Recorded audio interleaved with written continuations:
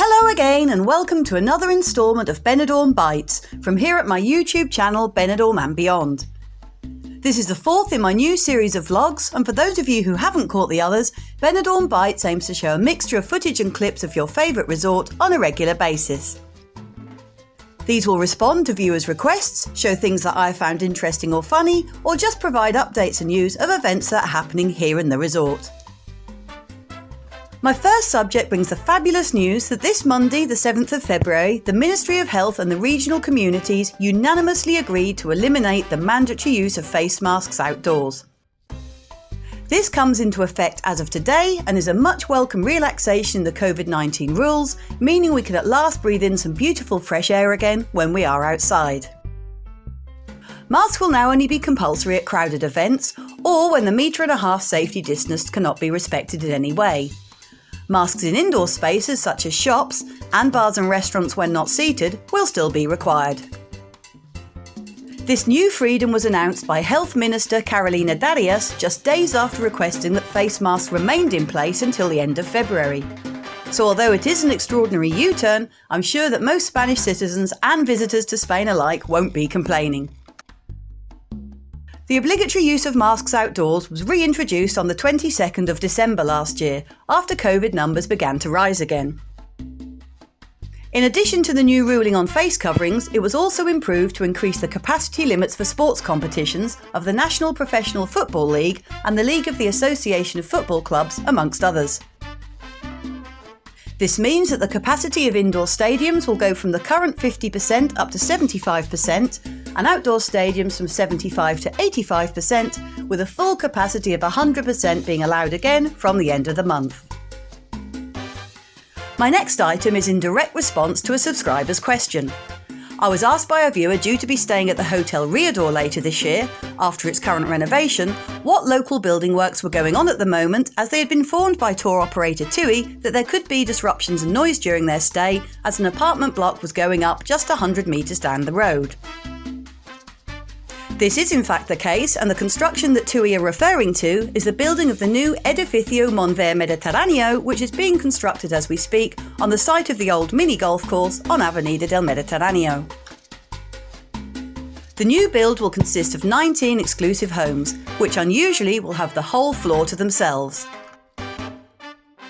They will all offer 3 bedrooms and 2 bathrooms, and prices start at €415,000, going up to over €500,000 for the higher and therefore more prestigious locations. Garages and commercial premises will be incorporated on the ground floor of the building, and the company who are constructing this new complex are located in the nearby village of Alfaz del Pi and were founded in 1986.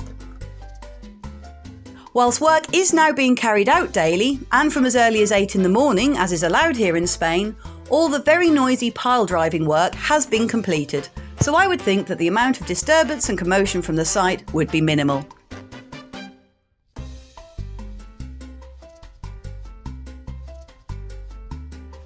Moving on to another feel-good news item is the announcement that the Low Festival, held every summer here in Benidorm, will return this year over the weekend of the 29th to the 31st of July.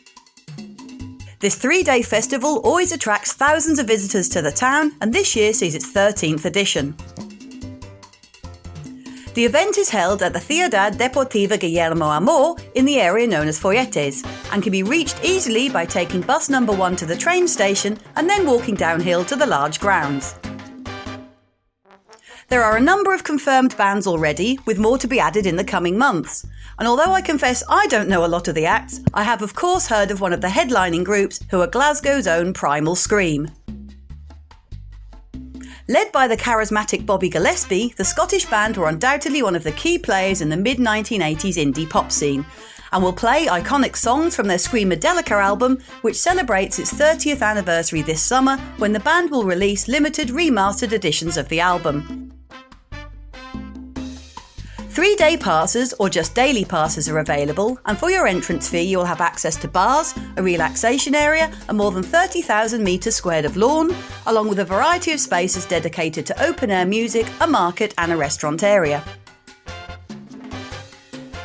VIP and VIP pool passes are also on sale, and for your extra cash you can expect faster access to the venue, a VIP bar and grandstand, an exclusive food stall, sun lounges, parasols and sofas, as well as access to the Olympic swimming pool.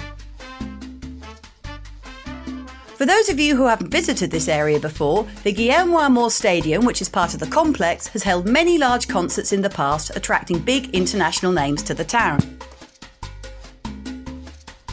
In 2002, Elton John played the venue, followed by the Rolling Stones in 2003 and Bruce Springsteen in 2009. More recent musical offerings have included French DJ David Guetta and Latin singing legend Marc Anthony. A weekly market is also held on the car park of this site, which is hugely popular with the local community, and sells all manner of different flowers and fruit and vegetables on the top tier of the market, whilst further down you can find stalls offering clothing, bric-a-brac, handbags and household items. Held every Wednesday morning from 8 AM until 2 PM, it is full of bargains and well worth a visit. I hope that the Low Festival brings young people and the young at heart alike piling into town this July, and also brings much needed revenue as well as a lot of fun.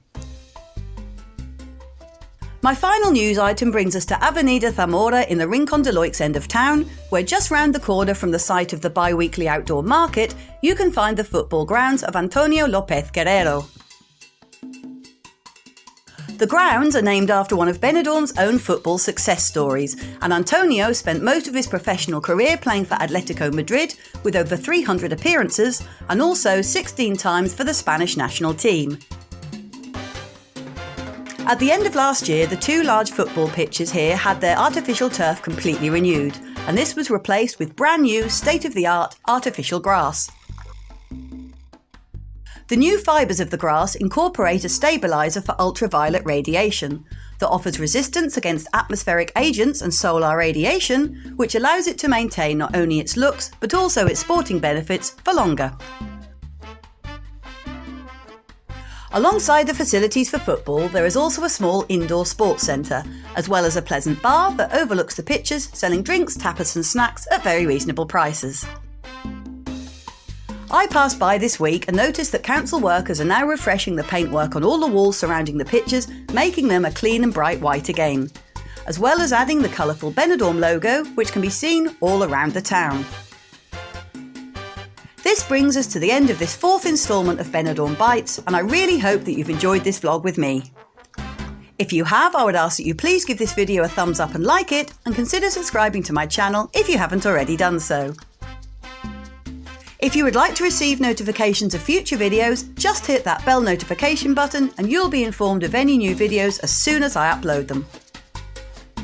Also, feel free to drop me a line in the comments section if there is something or somewhere you would particularly like me to include in the future, and as always, I'll see what I can do. For those of you who have only just found my channel Benidorm and Beyond, I enjoy not only videoing the bustling resort of Benidorm, but also the beautiful local area, including the nearby villages and towns, which can mostly all be reached by local transport and at very reasonable prices. I'll see you out and about next time. Cheers!